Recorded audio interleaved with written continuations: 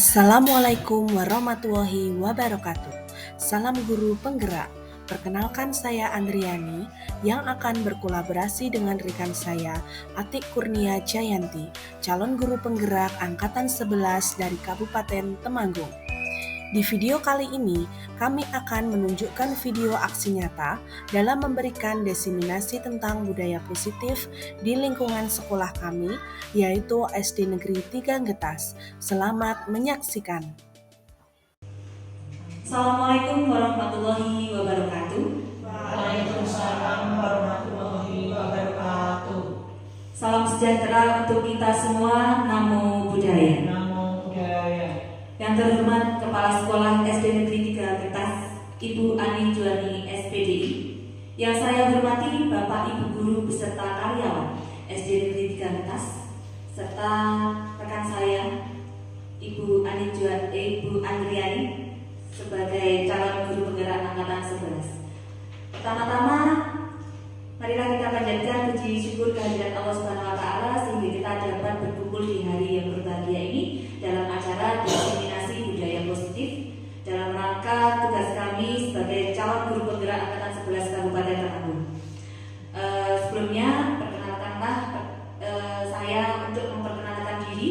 Saya adalah Atik Kurnia Jayanti, calon guru penggerak angkatan 11 dari Kabupaten Temanggung SD Negeri 3 Getas, dan rekan saya. Perkenalkan, nama saya Andriani, calon guru penggerak angkatan 11 dari Kabupaten Temanggung.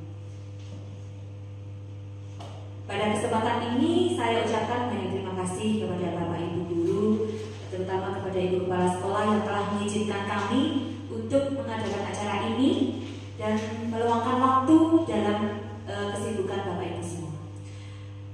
Izinkanlah saya untuk membacakan acara pada hari ini. Yang pertama yaitu pembukaan, yang kedua sambutan kepala sekolah, kemudian yang ketiga adalah acara inti yaitu diseminasi tentang budaya positif, acara yang keempat itu yaitu diskusi atau tanya jawab, yang kelima yaitu penutup.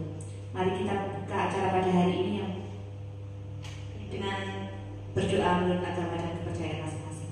Berdoa dipersilakan.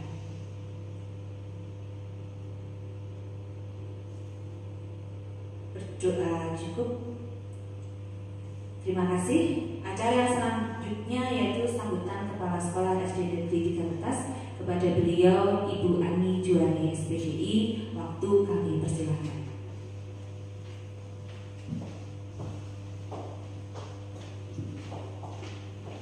Terima kasih atas waktu yang diberikan kepada saya. Assalamualaikum warahmatullahi wabarakatuh. Salam sejahtera bagi kita semua. Namo Buddhaya. Bismillahirrahmanirrahim. Alhamdulillahirabbil alamin. Asyhadu an la ilaha illallah wa asyhadu anna Muhammadar Rasulullah sallallahu alaihi wasallam wa ala alihi washabbihi ajmain. Amma ba'd.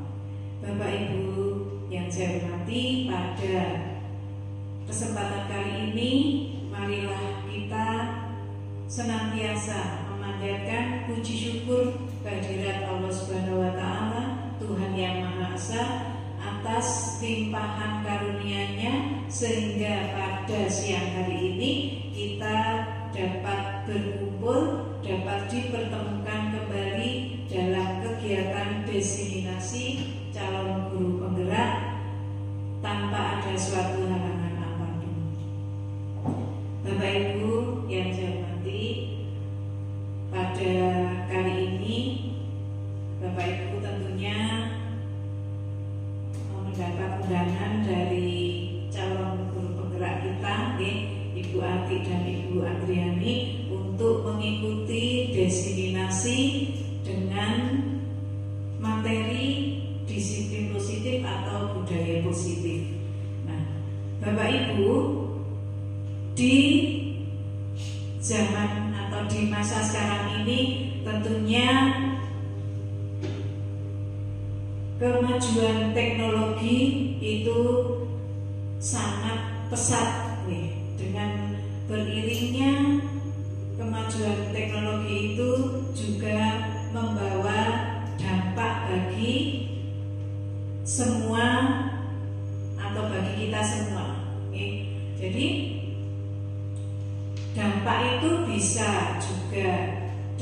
positif dan dampak negatif, sehingga pada diri masing-masing orang itu akan mudah sekali melihat atau terdampak dengan kecanggihan teknologi. Bagi kita sebagai guru, tentunya juga tidak akan terlepas dari pekerjaan yang demikian banyaknya dapat diselesaikan dengan menggunakan teknologi tersebut.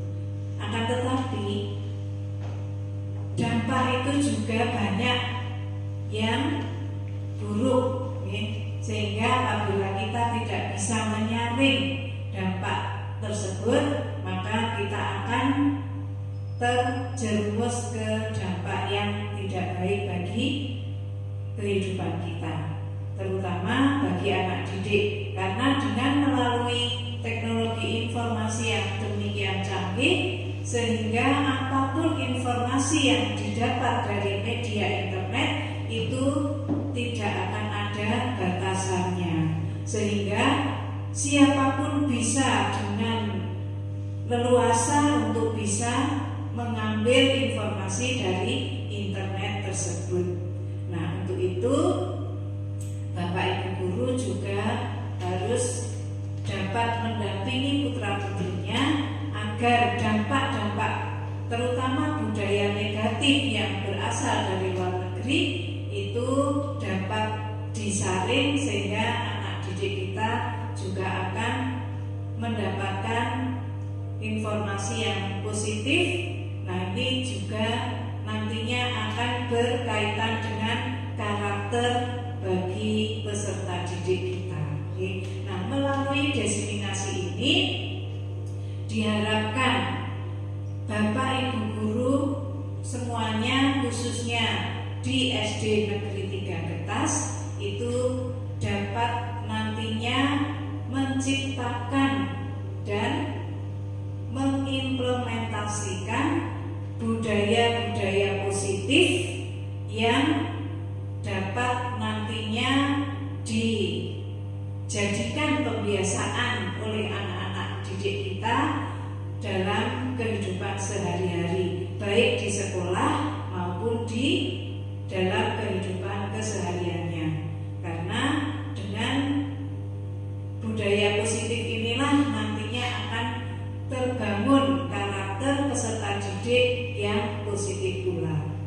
Karena sekolah itu merupakan suatu institusi atau lembaga yang paling penting dalam membentuk karakter bagi peserta didiknya. Sehingga dengan adanya diseminasi ini, mudah-mudahan nanti apa yang menjadi awal dari pembentukan atau pergerakan dari budaya positif ini dapat diimplementasikan pada Bapak Ibu semuanya terhadap peserta didiknya dalam setiap KBM-nya. Karena dengan budaya positif itu tidak selalu setiap anak yang melakukan suatu kesalahan harus mendapat hukuman seperti itu. Sehingga zaman sekarang ini berbeda dengan zaman kita dahulu ketika kita di sekolah. Kalau kita di sekolah dulu, masa saya itu apabila melakukan kesalahan pasti akan mendapatkan hukuman. Nah, sekarang berbalik, karena memang zamannya sudah seperti ini, zamannya kita tidak boleh menerapkan suatu kekerasan bagi siswa-siswi kita. Nah, untuk itu mari kita ikuti apa yang nanti akan menjadi sebuah gagasan awal dari calon guru penggerak Bu Ati dan Bu Adriani untuk nantinya bisa diterapkan pada siswa-siswi kita semuanya. Kiranya itu Bapak Ibu yang dapat saya sampaikan. Saya akhiri. Wassalamualaikum warahmatullahi wabarakatuh.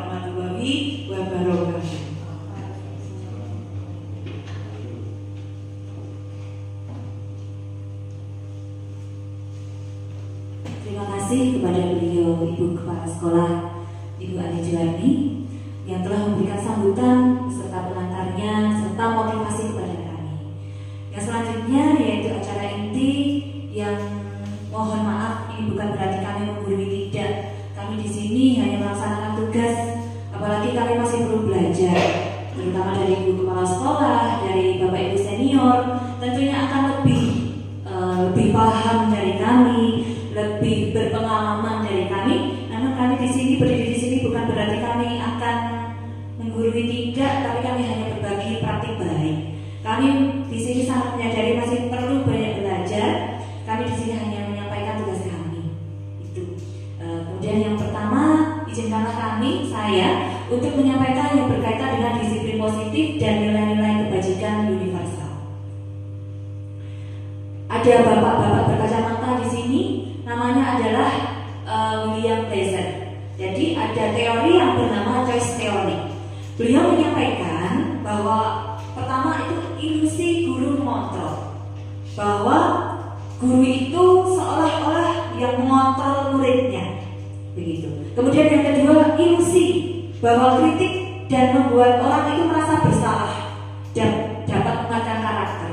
Jadi ini seolah miskonsepsi bahwa orang yang merasa bersalah itu nanti akan menguatkan karakter. Itu sebetulnya menurut William Blazer, bukan menurut saya, itu hanya sebuah ilusi, gitu. Kemudian yang ketiga, ilusi bahwa semua pengalaman positif, efektif dan bermanfaat. Itu adalah ilusinya. Kemudian yang keempat, ilusi bahwa orang dewasa itu memiliki hak untuk memaksa. Saya sendiri masih seperti itu. Maaf karena ini hanya sebuah ilusi. Ternyata orang dewasa itu selama ini masih memiliki hak untuk memaksa, itu ternyata tidak boleh menurut beliau. Kemudian yang selanjutnya, paradigma stimulus respon dan pendekatan teori kontrol. Ada stimulus respon dan juga teori kontrol di sini. Responnya realitas itu kebutuhan kita bersama. Kemudian teori kontrolnya realitas kebutuhan kita itu berbeda. Jadi setiap anak di kelas kita misalnya melakukan metode yang sama, pembelajarannya sama, tapi sebetulnya menurut saya kadang kebutuhannya anak itu sama, berarti saya pembelajarannya sama. Tapi secara nyata bahwa setiap anak itu memiliki kebutuhan yang berbeda dan tentunya memiliki obatnya atau perlakuannya juga berbeda. Yang selanjutnya, semua orang melihat hal yang sama. Di sini ilusinya adalah semua orang itu melihatnya hal sama. Oh, seperti ini masalahnya, halnya yang sama. Tapi sebetulnya teori kontrolnya setiap orang itu memiliki gambaran yang berbeda. Masalahnya sama, tapi bisa jadi gambarannya berbeda. Selanjutnya kita mencoba mengubah orang agar berpandangan sama dengan kita. Teori kontrolnya kita harus berusaha memahami pandangan orang lain tentang dunia. Itu berbeda. Kemudian perilaku buruk dilihat sebagai suatu kesalahan. Kadang kalau ada orang atau anak yang berperilaku buruk, itu pasti salah. Padahal belum tentu. Karena setiap orang itu memiliki latar belakang, ada masalahnya, mungkin ada motivasi yang berbeda-beda. Kemudian semua perilaku itu memiliki tujuan. Kadang kita berperilaku itu pasti ada tujuannya. Anak kenapa berperilaku seperti itu? Pasti ada latar belakangnya, pasti ada tujuannya. Kemudian orang lain bisa mengontrol saya, padahal teori kontrolnya hanya Anda yang bisa mengontrol diri Anda sendiri. Kemudian saya bisa mengontrol orang lain, padahal Anda tidak bisa mengontrol orang lain. Kalau sebagai guru, kadang pasti saya bisa mengontrol anak ini nakal, pasti saya bisa mengontrolnya, padahal itu belum tentu, karena yang bisa mengontrol adalah diri kita sendiri. Kemudian pemaksaan ada pada saat bujukan gagal. Saat kita membujuk gagal, pada akhirnya kadang saya pun masih suka memaksa. Dan cara kontrolnya adalah kolaborasi dan konsekuen untuk menciptakan pilihan baru. Kemudian model berpikir menang atau kalah. Model berpikir teori kontrolnya adalah model berpikir menang. Jadi semuanya adalah hal yang positif, bukan menang atau kalah. Next. Kemudian makna disiplin di sini bisa berupa aturan atau bisa juga berupa tata tertib. bisa juga kadang berupa hukuman untuk mewujudkan kepatuhan. Itu biasanya seperti ini. Next, makna disiplin ada di tiga kotak di sini. Menurut Ki Hajar Dewantoro menyatakan bahwa untuk mencapai kemerdekaan atau dalam konteks pendidikan kita saat ini, untuk menciptakan murid yang merdeka, syarat utamanya apa? Harus ada disiplin yang kuat. Disiplin yang dimaksud adalah disiplin dalam diri yang memiliki motivasi internal, bukan karena dipaksa, bukan karena takut dihukum, tapi anak atau kita melaksanakan kedisiplinan itu karena dalam diri kita timbul dari internal, bukan karena takut hukuman, bukan karena supaya dapat hadiah, tapi diusahakan untuk memiliki motivasi internal atau sesuatu yang tumbuh dari dalam diri kita. Kemudian dengan kata lain, seseorang yang memiliki disiplin dari diri berarti mereka bisa bertanggung jawab terhadap apa yang dilakukannya karena mereka mendasarkan tindakan mereka pada nilai-nilai kebajikan universal. Jadi yang mereka lakukan itu ya berdasarkan pada nilai-nilai kebajikan universal yang telah mereka yakini. Sebagai pendidik, tujuan kita adalah menciptakan anak-anak yang memiliki disiplin diri sehingga mereka bisa berperilaku dengan mengacu pada nilai-nilai kebajikan dan memiliki motivasi intrinsik bukan ekstrinsik. Seperti sudah saya katakan, anak-anak timbul kesadaran pada diri sendiri bukan karena hukuman. Oh, saya nanti berbuat baik supaya saya nanti dapat hadiah dari guru, bukan begitu. Atau saya takut seperti ini karena kalau misalnya saya tidak mengerjakan PR saya takut dihukum, tidak. Tapi yang kita harapkan adalah kedisiplinan itu muncul dari dalam diri supaya karena memang menurut menerapkan nilai-nilai kebajikan universal tersebut. Nilai-nilai kebajikan universal itu adalah makna disiplin yang dikemukakan oleh Ki Hajar Dewantoro maupun Diana Rosen. Kemudian di mana kedua pakar pendidikan mengartikan disiplin sebagai bentuk kontrol diri, yaitu belajar untuk kontrol diri agar dapat mencapai suatu tujuan mulia. Jadi disiplin positif itu sesuatu yang diharapkan untuk mengontrol diri kita, gitu ya. Kemudian tujuan mulia di sini mengacu pada nilai-nilai atau prinsip-prinsip mulia yang dianut seseorang. Kita namakan nilai-nilai tersebut sebagai nilai kebajikan atau virtus yang universal. Nilai-nilai kebajikan universal sendiri yang berarti nilai-nilai kebajikan yang disepakati bersama, lepas dari suku bangsa, agama, bahasa maupun latar belakangnya.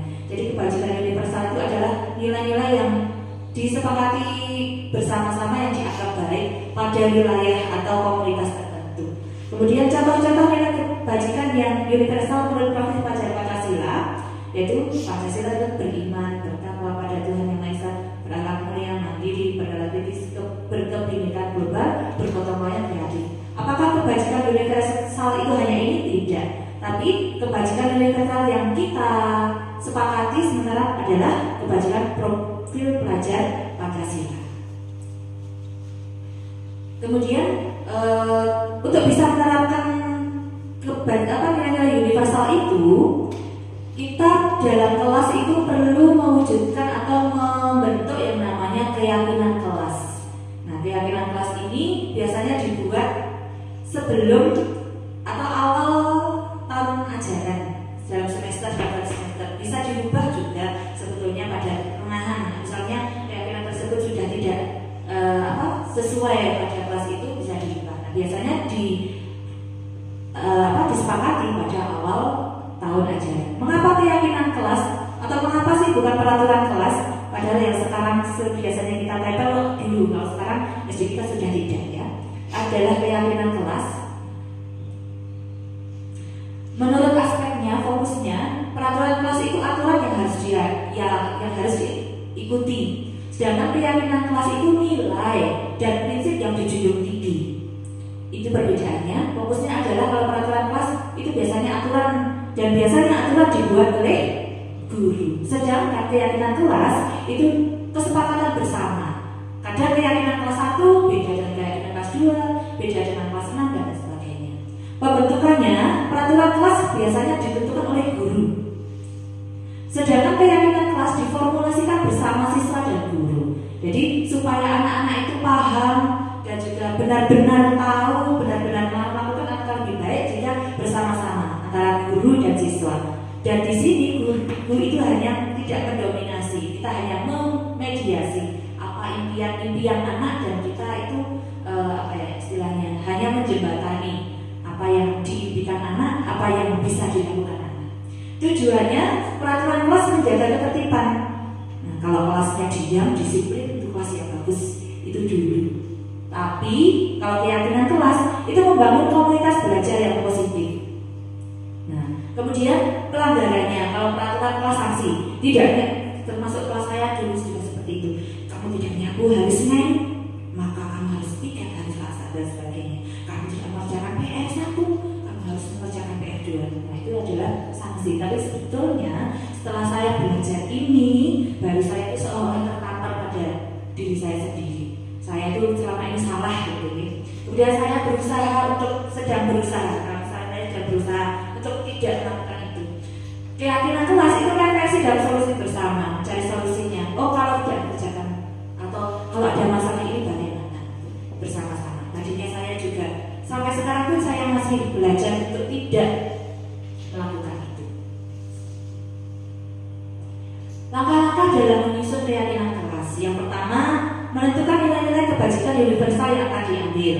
Atau kira-kira bisa pertanyaan sederhana yang bisa kita lontarkan kepada murid. Kira-kira kelas impian kalian itu seperti apa? Gitu. Oh, saya ingin kelas yang seperti ini, seperti ini. Kemudian curah pendapat itu bisa dilakukan dengan curah pendapat bersama murid atau diskusi bersama anak-anak. Kemudian baru merumuskan peraturan menjadi keyakinan kelas. Kan setelah misalnya harapan kalian kelasnya bagaimana? Anak-anak kemudian bisa berdiskusi. Setelahnya misalnya supaya kita itu mewujudkan impian atau harapan kelas kita ini seperti itu, apa yang dapat kita lakukan? Misalnya anak-anak sudah berusia, saya ingin misalnya kelas yang nyaman, kelas yang saya ingin belajar dengan rajin, saya ingin kelasnya itu yang kreatif dan sebagainya. Nah, kemudian kita mendorong supaya impian kita itu tercapai, apa yang harus kita lakukan? Nah, kemudian kita diajak diskusi anak-anak. Baru kita merumuskan peraturan menjadi keyakinan kelas. Nah, peraturan kelas ini kata-katanya itu adalah kata-kata yang berisi nilai-nilai kebajikan universal. Syarat-syarat keyakinan kelas. Yang pertama, keyakinan kelas bersifat lebih abstrak daripada peraturan, yang lebih rinci dan konkret. Jadi tidak misalnya anak-anak harus misalnya patuh terhadap guru itu tidak, tapi lebih abstrak sesuai dengan nilai-nilai universal. Nanti ada jawabannya di belakang. Kemudian keyakinan kelas berupa pernyataan universal, tadi sudah saya sampaikan. Kemudian pernyataan kelas senantiasa dibuat dalam bentuk positif, tidak boleh pernyataan negatif.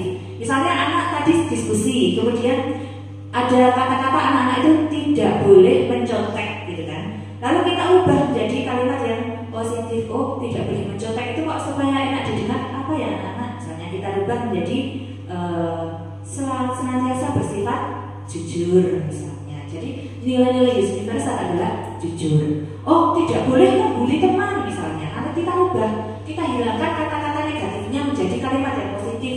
Oh, tidak boleh membuli, kita ubah menjadi misalnya apa? Menghormati. Nah, misalnya jujur, menghormati itulah yang nanti akan menjadi keyakinan kelas. Dengan inovasi atau kata boleh ditambahi dengan sesuai dengan guru atau anak-anak masing-masing. Keyakinan kelas hendaknya tidak terlalu banyak sehingga mudah diingat dan dipahami oleh semua warga kelas. Memang kelas yang supaya kelasnya kita itu ideal, pengennya kelas yang begini-begini. Tapi jika anak itu terlalu banyak juga malah tidak terlaksana, maka lebih baik kelas yang kata-katanya itu universal. Jadi poin 1 termasuk poin ini, oh melakukan ini sudah masuk poin ini, jadi tidak usah terlalu banyak. Keyakinan kelas baiknya sesuatu yang dapat diterapkan di lingkungan tersebut, tentunya dalam lingkungan kelas. Kemudian semua warga kelas hendaknya ikut berkontribusi dalam pembuatan keyakinan kelas lewat kegiatan curah pendapat atau diskusi. Diharapkan semua anak untuk mengutarakan apa yang mereka inginkan, pendapat mereka, apa kira-kira aturan atau keyakinan yang kita sepakati bersama. Semua anak diharapkan untuk dapat mengutarakan pendapat, dan guru itu hanya memancing-mancing, tidak boleh guru yang menentukan. Jadi semua pendapatnya itu diambil dari apa yang disampaikan oleh anak-anak. Contoh pimpinan kelas, misalnya di sini menjaga kebersihan, menghormati bapak ibu guru. Misalnya kan anak-anak berkata, kalau ibu guru berkata tidak boleh mencela, oh ini sudah masuk menghormati. Misalnya izin jika berhalangan hadir, itu bisa kita rubah menjadi senantiasa disiplin. Misalnya berhalangan hadir, disiplin. Kemudian kalau mau izin keluar, kita masukkan ke disiplin. Jadi lebih universal, ada beberapa nilai yang dimasukkan dalam satu poin. Jadi keyakinan kelas itu tidak terlalu banyak. Berkata jujur, kemudian saling menghargai. Di sini termasuk misalnya tidak boleh membuli teman, maksudnya di sini, dan lain sebagainya. Selanjutnya, teori motivasi, hukuman dan penghargaan serta restitusi. Yang akan disampaikan oleh rekan saya, Ibu Andri, kepada beliau. Waktu kami persilakan.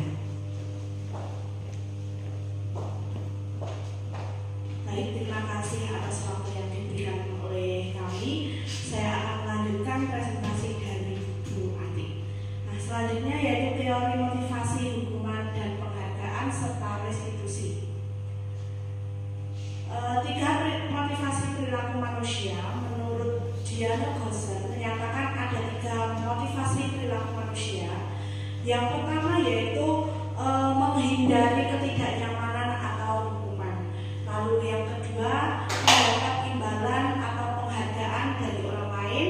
Serta yang ketiga menjadi orang yang merasa diinginkan dan menghargai diri sendiri dengan nilai yang mereka percaya.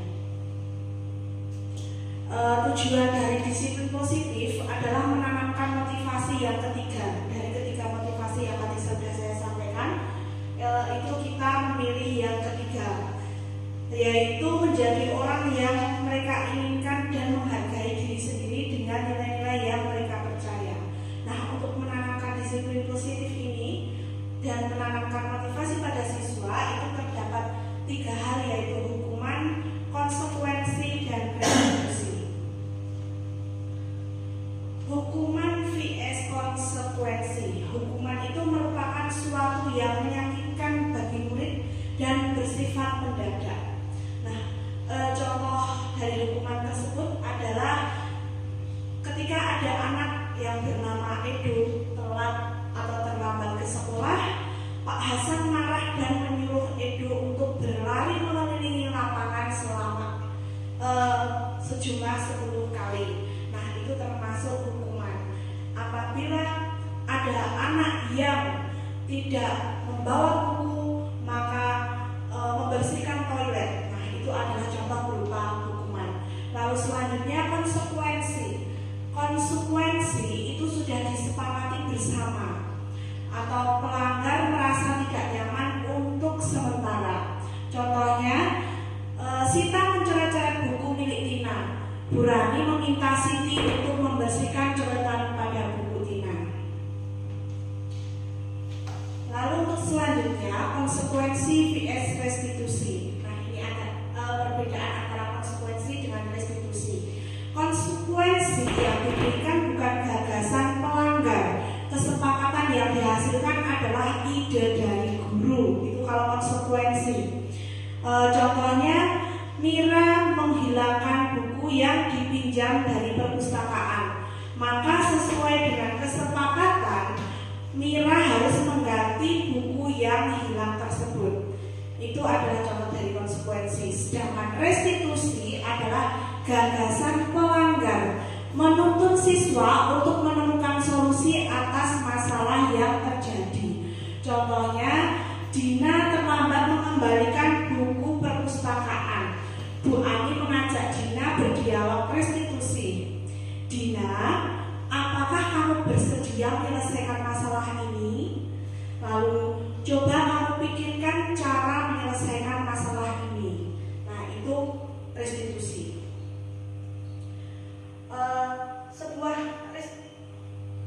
restitusi adalah sebuah cara menanamkan disiplin pada murid. Jadi harapannya kita sebagai guru untuk menyelesaikan masalah tersebut kita memilih menggunakan restitusi, bukan hukuman ataupun konsekuensi. Nah, restitusi itu dapat disimpulkan sebagai proses menciptakan kondisi bagi murid untuk memperbaiki kesalahan mereka, sehingga mereka bisa kembali ke kelompok mereka dengan karakter yang lebih kuat. Biasanya kalau hukuman atau konsekuensi itu siswa akan cenderung malu jika bertemu dengan teman-temannya, karena mungkin kesalahan yang kita perbuat itu teman-temannya mengetahui karena dari hukuman atau konsekuensi yang mereka dapatkan. Sedangkan apabila kita selesaikan dengan cara restitusi, maka siswa merasa lebih dihargai. Next. Nah, ini terdapat 5 posisi kontrol seorang pendidik. Yang pertama itu adalah penghukum, yang kedua pembuat merasa bersalah, yang ketiga teman, yang keempat manajer, dan yang kelima pemantau. Nah, ini perbedaan penempatan posisi guru. Di sini dicontohkan ada kasus siswa tidak mengerjakan PR. Nah, kita sebagai guru penempatan posisi sebagai penghukum itu dapat disampaikan contohnya seperti ini. Patuhi aturan sekolah, cepat berdiri di depan barisan. Nah, itu adalah posisi kita sebagai penghukum. Lalu kalau pembuat rasa bersalah itu dapat dicontohkan dengan berapa kali Bu Guru harus memberitahu kamu, Bu Guru sangat kecewa kepada kamu. Nah, itu adalah contoh dari pembuat rasa bersalah. Sedangkan teman, ayolah yang tertib, buat guru bangga denganmu. Nah, itu adalah contoh posisi guru sebagai teman. Lalu selanjutnya contoh posisi guru sebagai pemantau. Kamu contohnya adalah kamu sudah melanggar apa peraturan dan konsekuensinya. Lalu yang terakhir yaitu posisi kontrol sebagai manajer. Nah, kamu tahu apa dapat disampaikan dengan kata kamu tahu apa kesalahanmu, apa yang dapat kamu lakukan untuk memperbaikinya. Nah, kira-kira dari kelima posisi kontrol tersebut, kira-kira mana yang enak didengar atau enak yang dilakukan sebagai seorang pendidik. Nah, jadi dari kelima posisi kontrol ini, alangkah baiknya kita sebagai guru itu lebih enak kita menjadi seorang manajer bagi siswa.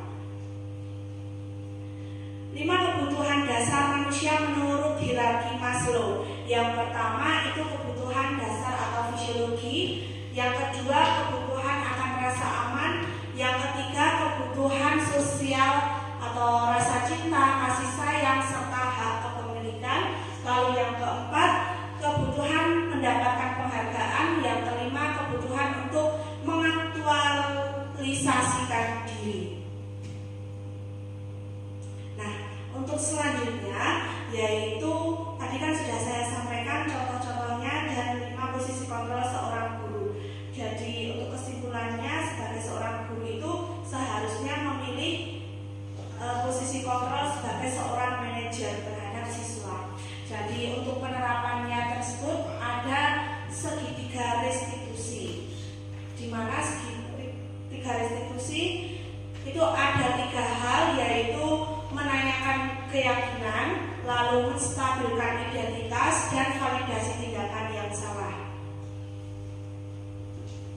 Nah, langkah segitiga restitusi sendiri itu menurut Restructuring School dan Disiplin pada tahun 2001 telah merancang sebuah tahapan untuk memudahkan para guru dan orang tua dalam melakukan proses untuk menyiapkan anaknya untuk melakukan restitusi bernama segitiga restitusi, di mana segitiga restitusi tersebut berisikan yang pertama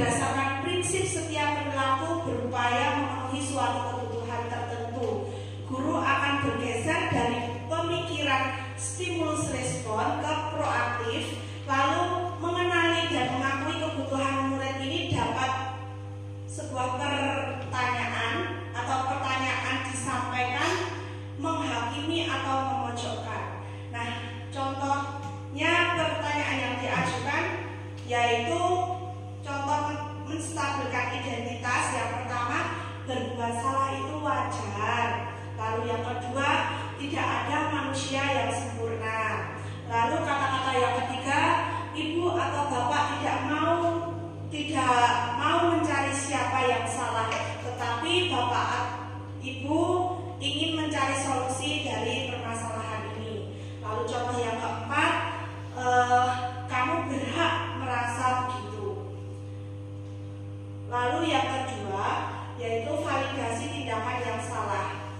Berdasarkan prinsip setiap perilaku berupaya memenuhi suatu kebutuhan tertentu, guru akan bergeser dari pemikiran stimulus respon menjadi proaktif dan mengenali atau mengakui kebutuhan murid akan memperbaiki hubungan dengan murid. Lalu pertanyaan yang diajukan untuk murid yaitu, kamu pasti punya alasan mengapa kamu melakukan hal itu. Yang kedua, kamu patut bangga karena telah melindungi sesuatu yang penting bagi kamu. Yang ketiga yaitu menanyakan keyakinan. Murid akan diberi pertanyaan-pertanyaan bermakna untuk memunculkan motivasi secara intrinsik atau motivasi yang timbul dari diri mereka sendiri. Lalu yang kedua, mampu mengaitkan keyakinannya dengan tindakan yang salah. Untuk sebagai guru, untuk pertanyaan yang diajukan yaitu keyakinan apa yang telah kita sepakati, atau keyakinan kamu ingin menjadi orang yang seperti apa. Nah, itu adalah pertanyaan-pertanyaan sebagai seorang manajer.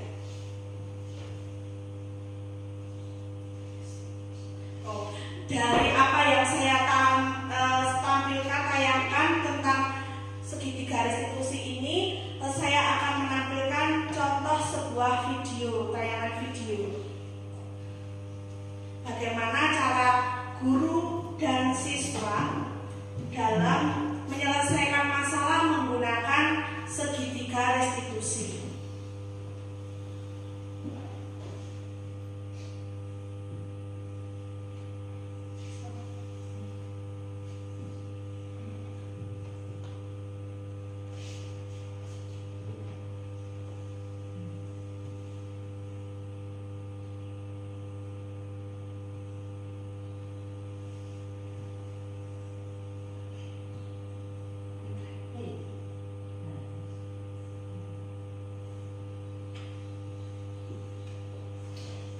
Mohon untuk disimak video ini. Nanti setelah video ini tayang, saya akan memberikan beberapa kasus yang nantinya dapat Ibu praktikkan di depan.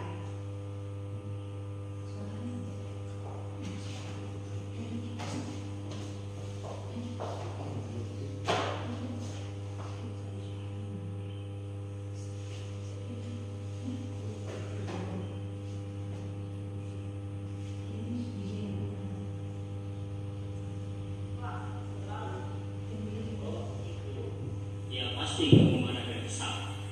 Bapak juga akan marah apabila ada yang menuduh Bapak seperti itu.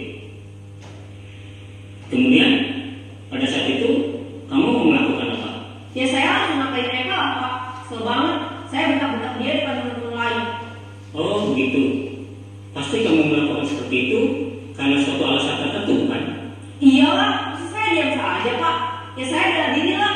Masa saya dituduh tukang fitnah? Ya wajar lah. Mempertahankan harga diri itu sesuatu yang penting buat kamu. Untung kamu tidak bertindak lebih gegabah lagi, hanya membentak-bentak. Iya Pak. Untung saya masih bersabar dan hanya membentak saja. Sudah gemes padahal, saya pasti bela diri lah. Ya pasti ya. Tapi kamu memilih untuk tetap bertahan dan bersabar. Kamu memilih untuk tidak berbuat lebih parah lagi bukan? Iya. Nah, sekarang coba kita lihat lagi tindakan kamu yang bentak-bentak Eka di kelas. Tindakan kamu itu kira-kira sesuai dengan keyakinan kelas atau prinsip kamu tidak? Enggak lah Pak. Capek Pak jadi pemarah. Jadi keyakinan atau prinsip mana yang kurang sesuai dengan keinginan kamu? Ya, saya sebenarnya sangat menghargai orang lain. Mungkin saat itu saya menjadi emosi, jadi tidak menunjukkan sikap itu. Kamu meyakini tidak? Menghargai orang lain itu penting buat kamu. Yakin lah Pak. Iya, setuju. Kita harus saling menghargai. Namun, Ada juga keyakinan yang kita sepakati yang perlu kita jalankan apabila kita sedang marah, kan? Ya, saya bisa lebih proaktif, mulai dengan diri sendiri. Saya bisa jadi lebih bersabar, mengambil waktu jeda untuk berpikir mau apa selanjutnya. Kira-kira kamu bersedia memperbaiki masalah ini tidak? Bersedia, Pak. Kalau kamu memperbaiki masalah ini, kamu akan menjadi orang seperti apa? Saya akan menjadi orang yang bertanggung jawab kali ya, Pak. Dan senantiasa proaktif. Iya, menurut kamu bagaimana rasanya menjadi orang seperti itu? Ya nyaman lah, bangga bisa bersabar dan menahan diri. Baiklah kalau begitu. Yuk kita pikirkan bagaimana memperbaiki masalah ini.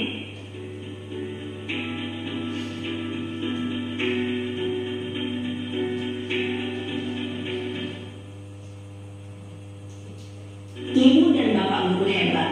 Baru saja kita menyaksikan contoh bagaimana. Nah, Bapak Ibu Guru, baru saja kita melihat ya tayangan dari contoh penerapan segitiga distribusi, di mana anak tersebut adalah mempunyai permasalahan dan guru di situ menyelesaikan masalah dengan penerapan segitiga distribusi dengan sebagai manajer.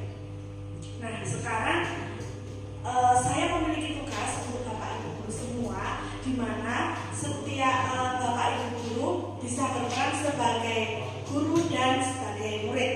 Nah, saya akan membagikan, silakan untuk baca kasusnya terlebih dahulu, nanti bisa dipraktikkan langsung di depan sebagai guru dan sebagai murid.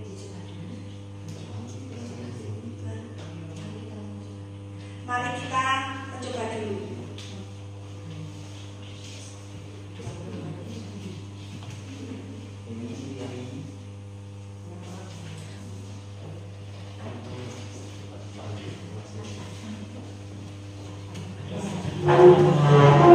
Bisa diskusi mulai dari sekarang.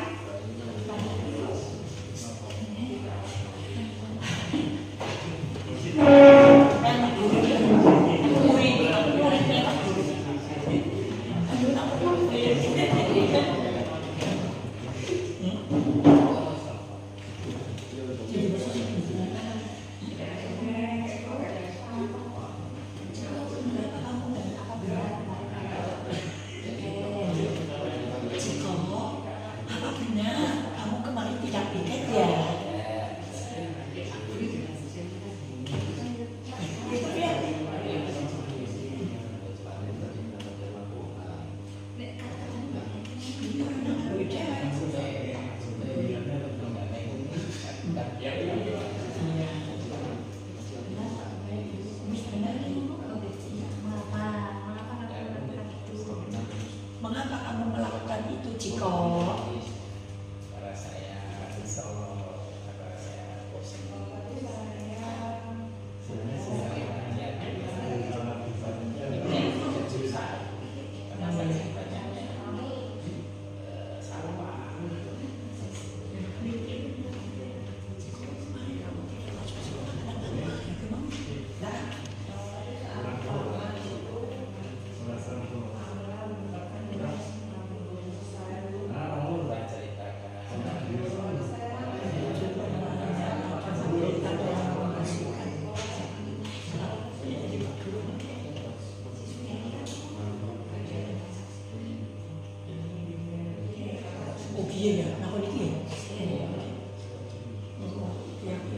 Silakan Bapak Ibu, apakah ada yang sudah siap untuk mempraktikkan segitiga restitusi di depan?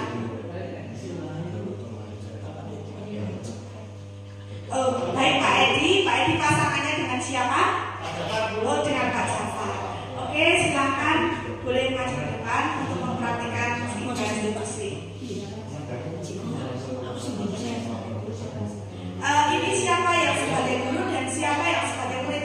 Pak Jafar guru. Oh iya, Pak Jafar sebagai guru dan Pak Edi sebagai murid.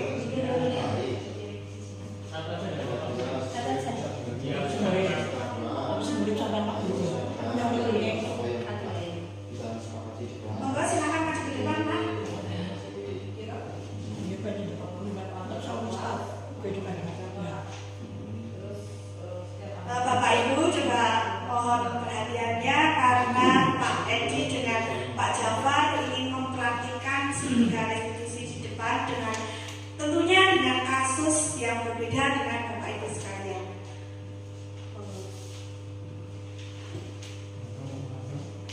Baca kasusnya mungkin? Oh enggak? Langsung aja. Kasusnya dibaca aja.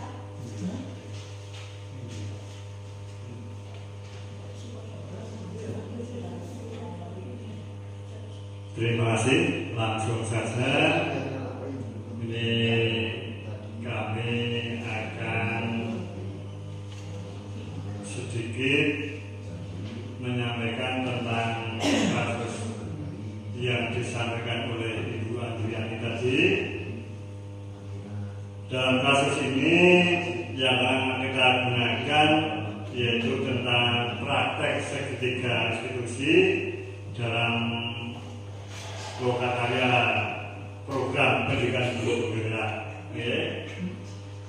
Jadi di kasus B ini saya selaku wali kelas 9 dan di depan saya yaitu selaku murid di kelas 9 yang mempunyai kasus yaitu selalu meninggalkan kelas pada waktu jam pelajaran dan selalu izinnya itu ke kamar mandi atau ke toilet berulang-ulang.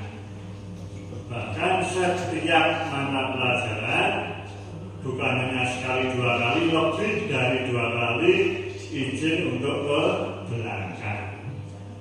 Dengan demikian mari kita bersama-sama untuk menyampaikan sekaligus mendemonstrasikan cara yang akan kami sampaikan dalam permasalahan tersebut.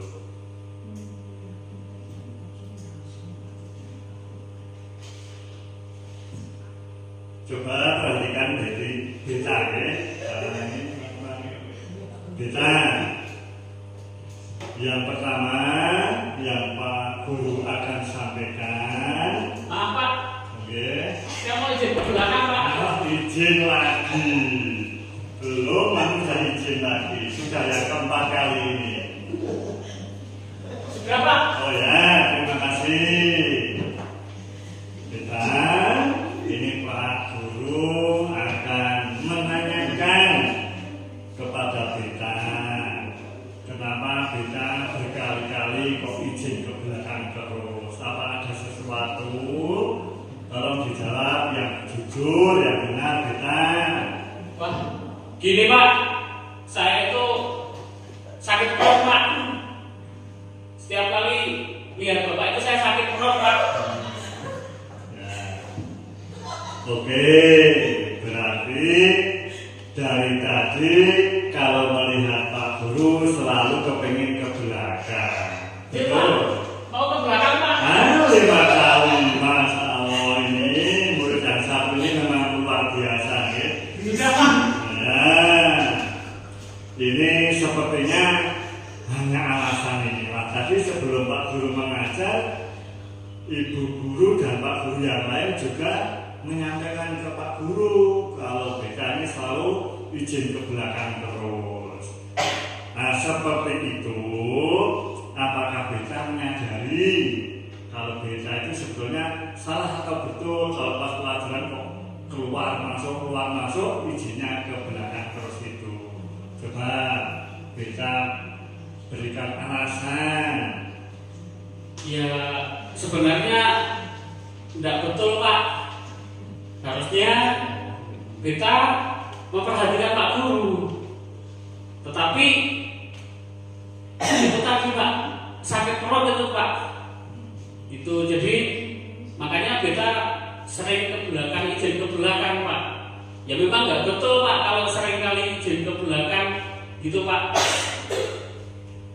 Oke, alasannya juga mendasar. Apakah Pak Guru boleh bertanya? Boleh Pak. Oh ya, tadi di rumah beta sarapan atau tidak tadi pagi? Tidak Pak. Oh, tidak sarapan. Minum? Tidak Pak. Oh, tadi malam Beta ada kegiatan apa dari sore sampai malam? Nonton bola Pak. Nonton bola. Mesti jajan nih. Iya Pak. Beli cilok Pak. Beli cilok. Ya. Nah ini salah satu di antaranya yang membuat beta itu sakit perut, mungkin kebanyakan saus atau cilok, betul? Ya Pak, saya kasih sambal yang banyak itu Pak. Nah ini sesuatu yang tidak boleh dilakukan kembali, hal semacam itu. Lain kali kalau ada tontonan di rumah, nonton itu boleh, Ya, tapi jangan sampai malam-malam, apalagi jajan habis ke duit yang banyak hanya untuk beli cilok. Ya. Akhirnya sakit perut, Pak. rugi badan. Enggak Pak. Rugi ya, karena habis uangnya. Sekarang punya uang. Enggak. Nah nanti Pak Guru kasih ya. Nanti Pak Guru kasih, tapi tidak boleh buat beli cilok, untuk beli Budexin. Oh iya. Untuk beli obat biar nggak sakit perut lagi. Ya. Lain kali boleh beli cilok tuh boleh, tapi jangan banyak-banyak. Sausnya juga tidak boleh banyak-banyak. Kalau banyak-banyak nanti bikin sakit perut. Ya. Nah, keyakinan yang kamu ingat itu apa yang ada dalam hati kamu? Coba kamu jelaskan. Ya Pak, keyakinan yang harus saya lakukan adalah tidak izin ke belakang lagi Pak kalau saat pelajaran Pak. Jadi saya harus disiplin dengan pelajaran yang saya ikuti Pak. Itu saja Pak. Ya, perlu Pak Guru ingatkan sekali lagi, sebenarnya tidak ada anak atau teman-teman kalian semuanya itu yang selalu melakukan kesalahan. Itu tidak ada. Wajar, namanya salah itu wajar. Tapi kita selaku pendidik dan juga murid harus selalu mengedepankan yang namanya kedisiplinan. Ya, karena kalau tidak disiplin, tentunya kita akan rugi nantinya. Ya, jadi untuk lain kali, kalau misalnya mau ke belakang sampai berulang-ulang, ini lebih baik sekali 2 kali ke belakangnya, tapi agak lama, jangan langsung masuk nanti mengganggu temannya. Itu temannya kok udah ketawa-ketawa terus dari tadi. Gimana? Asal kita keluar menjadi ramai kelasnya, menjadikan kelas itu tidak disiplin. Ya. Jadi lain kali kita harus lebih baik apabila sedang dalam pelajaran di kelas. Besok dikurangi lagi. Ya, tidak ada yang salah. Semuanya tidak salah karena memang sakit. Tapi jangan selalu disengaja. Ya. Nanti kita obati. Ya, nanti diobat biar Mas kita besok lain kali tidak sakit lagi. Ya Pak, terima kasih Pak. Terima kasih juga. Kita boleh duduk sekarang. Ya Pak, terima kasih Pak. Terima kasih. Sementara untuk Pak Bapak dan Kak Edi yang bagus sekali, itu contoh dari penerapan segitiga restitusi yang disampaikan oleh Pak Jifar dan Pak Edi. Jadi dari apa yang sudah dipraktikkan beliau, alhamdulillah sudah paham ya dari apa yang sudah saya sampaikan saya dengan Bu Ati tadi. Untuk contoh yang selanjutnya yaitu kelompoknya Pak Denny. Apakah sudah siap? Oh iya. Baik, untuk kelompoknya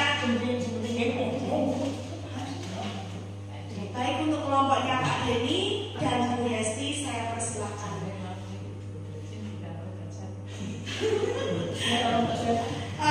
Ini siapa yang jadi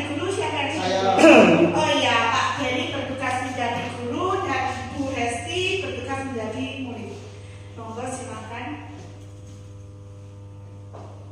Baik, terima kasih. Kita akan mencoba mempraktekkan kasus segitiga restitusi. Saya menjadi Pak Guru dan Bu Esti menjadi murid bernama Eli. Ayo langsung saja.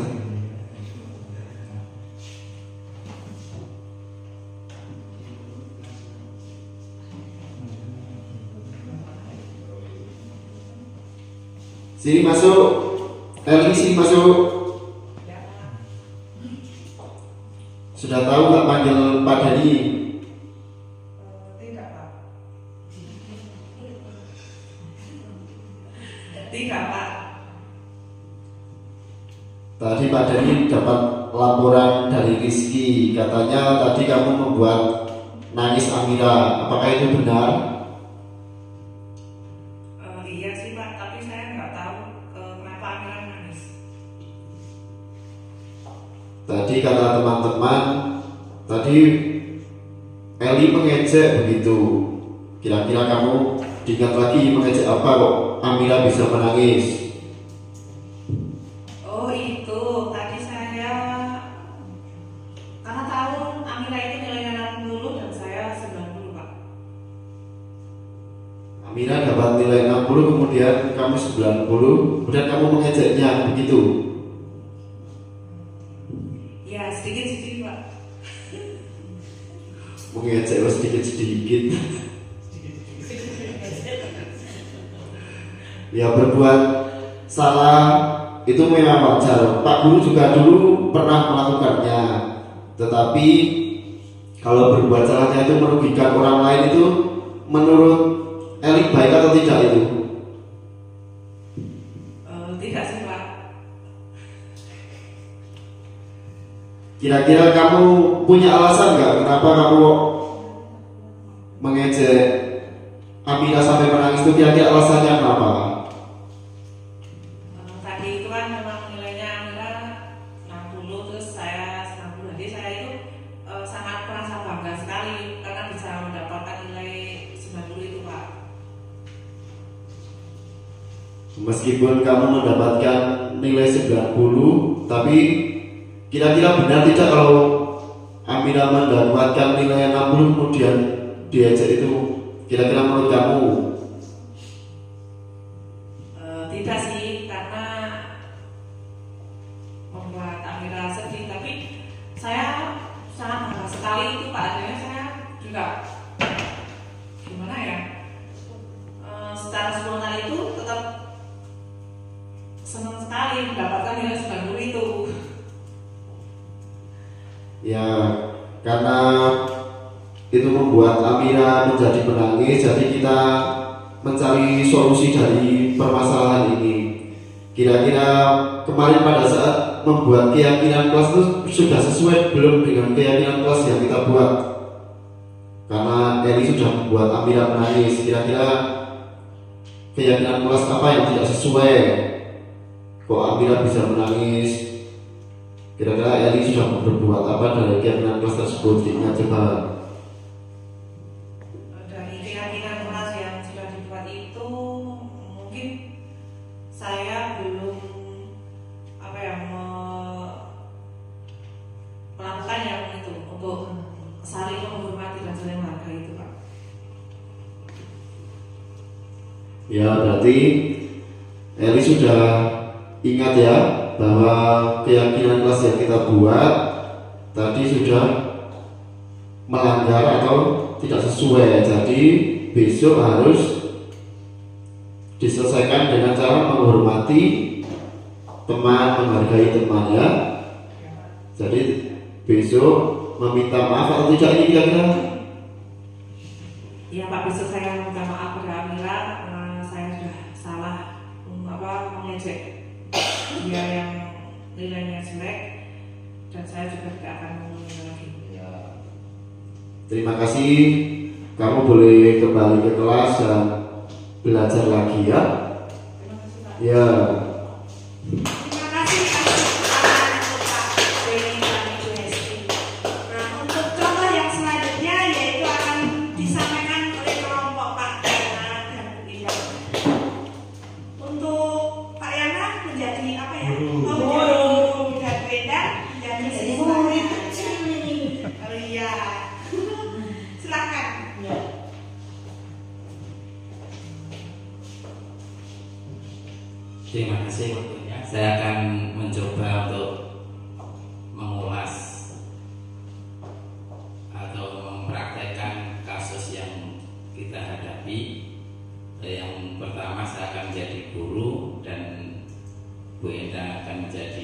siswa, sementara namanya terganti dengan Ciko. Oh, Ya. Nama Ciko. Kita lanjut saja. Langsung saya masuk ke kasusnya. Jadi saya langsung menanyakan, saya panggil ya, Mas Ikos ini. Iya Pak Guru, ya ada Pak Guru, saya sini saja. Pak Guru memanggil, kamu tahu tidak mengapa Pak Guru panggil? Mungkin ada kesalahan Pak Guru. Ciko itu mungkin mempunyai kesalahan apa kebajikan, saya tidak tahu Pak Guru. Ya, ada kesalahan dan sebagainya itu boleh. Ada Pak Guru. Tapi ada tapinya. Ya. Kita harus bisa membuat kesalahan itu menjadi satu pelajaran. Iya Pak Guru. Bisa kita jangan sampai melakukan kesalahan lagi. Ya, Yang mengapa masih tak panggil karena tadi ada teman murid yang lain itu mengatakan bahwa Mas Ciko tadi tidak melaksanakan piket atau membersihkan kelas. Apa benar seperti itu? Benar sekali Pak Guru, mohon maaf sebelumnya. Karena saya setiap hari melaksanakan piket sendiri, merasa bosan sekali. Sudah menyapu ke sana kemari, ke sini, pojokan saya sudah saya piket terus. Ternyata setiap hari saya bosan Pak Guru. Saya sebentar lagi mau keluar. Saya mau keluar Pak Guru. Saya mau minum, itu di warung depan SD itu ada kantin. Saya mau makan, minum dulu sebentar. Bagaimana Pak Guru? Boleh apa tidak Pak Guru? Saya minum dulu. Nanti membersihkan kelas lagi. Begitu Pak Guru. Saya setiap hari Ciko piket sendiri, membosankan sekali. Jadi saya mau jajan dulu di depan warung sekolah. Boleh Pak tidak Pak Guru? Boleh untuk mau jajan dan sebagainya itu boleh. Tapi di sini ada beberapa hal yang menjadi setelah cerita itu, maka ada beberapa hal yang tidak sesuai dengan keyakinan yang sudah kita sepakati di kelas masing-masing atau di kelas kita. Ya. Kira-kira tahu tidak apa yang telah Mas Ciko langgar, atau apakah menurut Mas Ciko pekerjaan yang kamu perbuat itu sesuai dengan keyakinan kelasnya atau tidak? Terima kasih Pak Guru, saya mau ajar menjawab karena saya pusing hari ini. Coba Ciko menjawab Pak Guru, sebisanya Ciko masih melanggar kelas Pak Guru karena Ciko mempunyai kewajiban untuk membersihkan kelas atau piket. Berarti Ciko itu mempunyai kesalahan, belum mempunyai keyakinan. Yang namanya keyakinan itu Ciko harus berusaha membersihkan kelas ya 100% lah, karena Ciko belum selesai merasakan bosan terus. Mohon maaf Pak Guru, Ciko belum bisa menyelesaikan pekerjaan dengan penuh 100%. Oke, dengan seperti itu Mas Ciko kira-kira akan berbuat apa untuk kegiatan yang tadi Mas Ciko lakukan? Untuk besok pagi hari Ciko mau menyelesaikan pekerjaan, dan sekarang waktunya sudah siang. Ciko mau pulang Pak Guru. Jadi besok Ciko mau menyelesaikan pekerjaan dengan penuh hati. Mas Ciko masih ingat tidak? Apa Pak Guru? Keyakinan yang telah kita sepakati. Ya, keyakinannya Ciko ya harus disiplin kelas.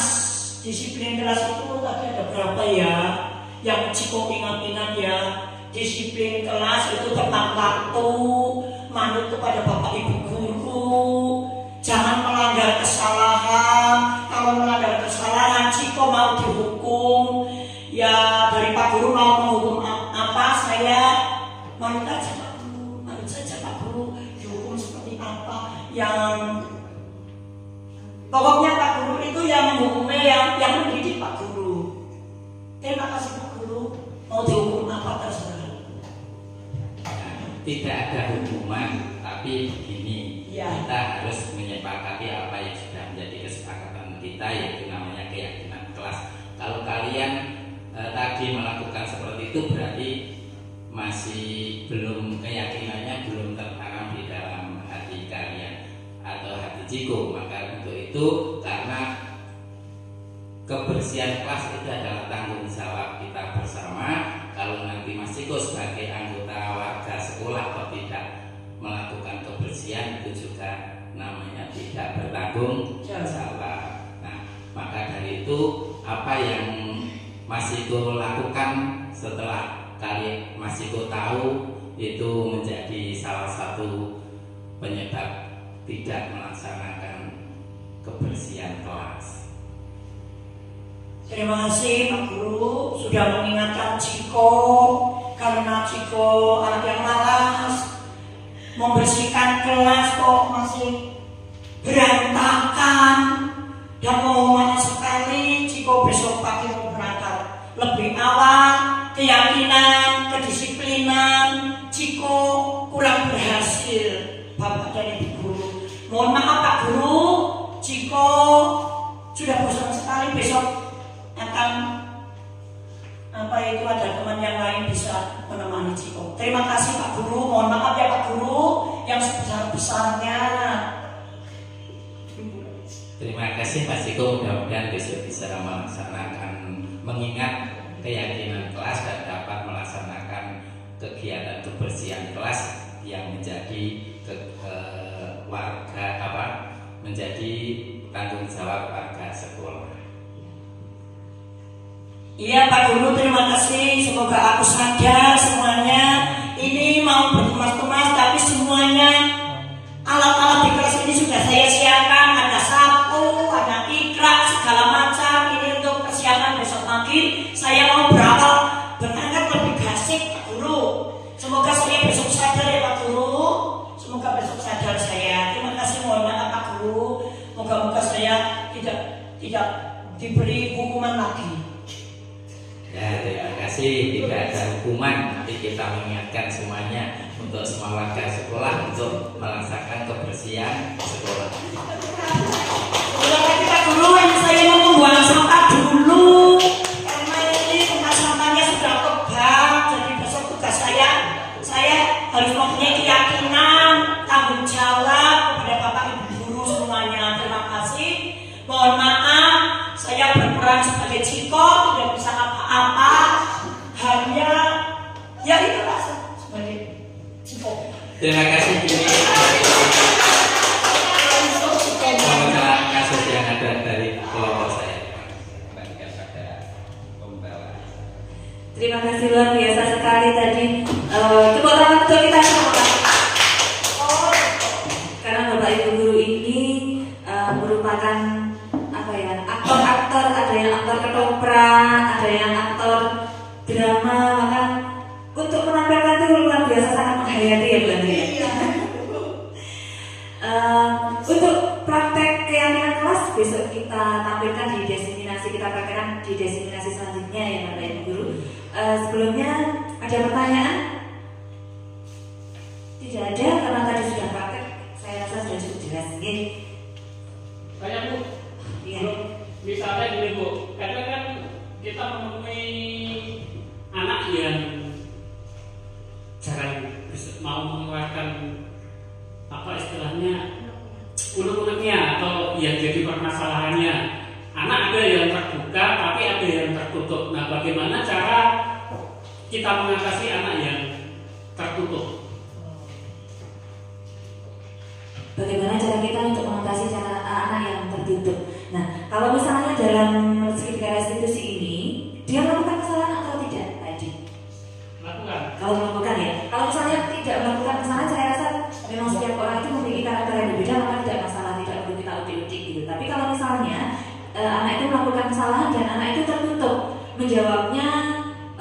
susah untuk kita pancing. Nah, kadang dalam batasannya guru, gitu ya, ada kalanya wis mentok saya.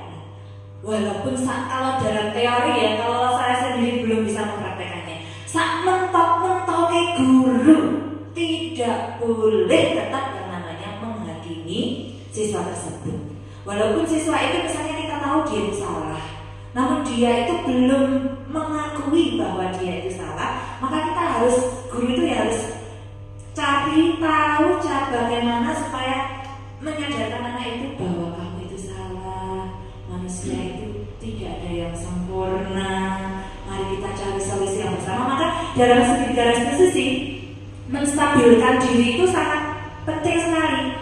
Anak dibuat nyaman, anak dibuat tanpa kita itu akan menghakimi, kita itu tidak boleh, anak itu dalam keadaan tertekan supaya apa? Dalam menstabilkan tadi dalam tahap yang pertama itu supaya anak itu bisa terbuka pada gurunya. Anak dibuat senyaman mungkin supaya tidak tertekan, supaya dia bisa terbuka kepada kita. Memang prakteknya tidak mudah dan tidak dalam tempo yang sesingkat-singkatnya seperti proklamasi kemerdekaan kita. Maka mari kita senantiasa belajar, termasuk diri saya sendiri masih banyak sekali yang harus saya pelajari. Terima kasih pertanyaan. Mungkin ada tambahan dari Bu Andi? Oh, sudah cukup? Atau ada Bapak Ibu guru lain yang mau menambahkan? Jika tidak, kiranya waktu sudah siang. Bu Ani, ada yang perlu ditambahkan? Tidak ada. Oke. Terima kasih. Demikianlah diseminasi kami dalam budaya positif dan juga nilai-nilai universal.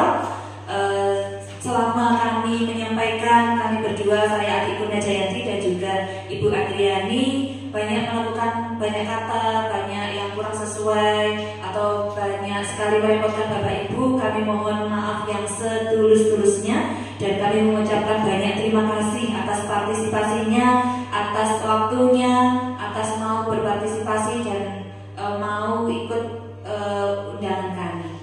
Demikian yang dapat saya sampaikan. Kurang lebihnya mohon maaf. Billahi taufiq wal hidayah. Wassalamualaikum warahmatullahi wabarakatuh. Mari senantiasa bergerak, tergerak dan menggerakkan. Salam dan bahagia dari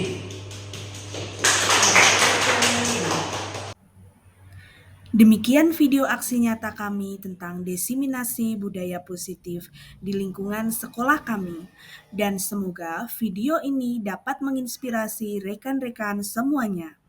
Akhir kata, salam guru penggerak, semoga tergerak, lekas bergerak, dan mari menggerakkan. Wassalamualaikum warahmatullahi wabarakatuh.